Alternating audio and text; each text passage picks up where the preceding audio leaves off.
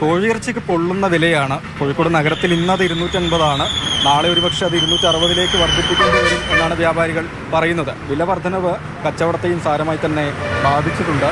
ഈ വില ഉയരാൻ പ്രധാന കാരണമായി വ്യാപാരികൾ പറയുന്നത് തമിഴ്നാട്ടിലെ ഫാമിൽ നിന്നാണ് കോഴികൾ വരുന്നത്. ആ ഫാമിൽ അടിക്കടി ദിനംപ്രതി എന്ന വണ്ണം വില കൂട്ടുന്നതാണ് ഇവിടെ കോഴിയിറച്ചി വില ഇങ്ങനെ കൂടാൻ കാരണം എന്ന് വ്യാപാരികൾ പറയുന്നുണ്ടായി. ഇപ്പോൾ വില വർധനവ് കാരണമാണ്, ഇല്ലെങ്കിൽ ഈ ചിക്കനൊക്കെ നേരത്തെ തന്നെ വിറ്റ് പോവേണ്ടതായിരുന്നു എന്ന് അവർ പറയുന്നുണ്ട്.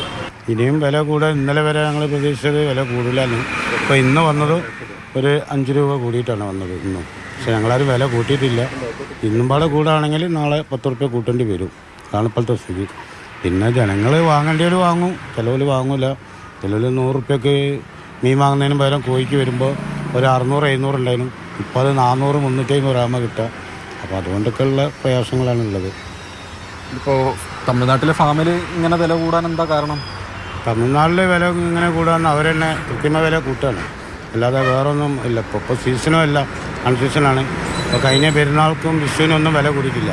അവിടുന്ന് ശേഷമാണ് ഇങ്ങോട്ട് കൂടുതലുള്ളത്. ഇപ്പോൾ അത് കഴിഞ്ഞ് ഇപ്പോൾ ജൂൺ ആയതിൻ്റെ ദിവസം അൺസീസണായി. അപ്പോൾ കൂടെ ഏറ്റവും കുറഞ്ഞ വരേണ്ട സമയത്താണ് ഇവർ കൂട്ടുന്നത്. ഏതായാലും ഞങ്ങൾ അടുത്ത 14-ാം തീയതി സൂചന പണിമുടക്ക് നടത്താനുള്ള പരിപാടിയിലാണ്. അത് കഴിഞ്ഞിട്ട് അവർ കുറച്ചിട്ടില്ലെങ്കിൽ അനിശ്ചിതകാലത്തേക്ക് പൂട്ടിയിടാനുള്ള തീരുമാനമുണ്ട്.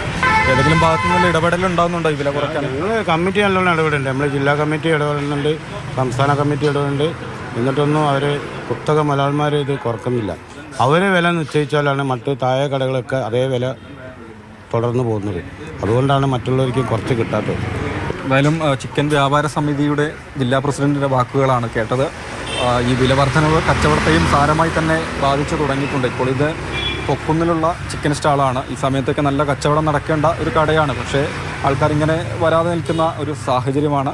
എന്തായാലും വില 260 കൂട്ടേണ്ടി വരും എന്നാണ് വ്യാപാരികൾ പറയുന്നത്.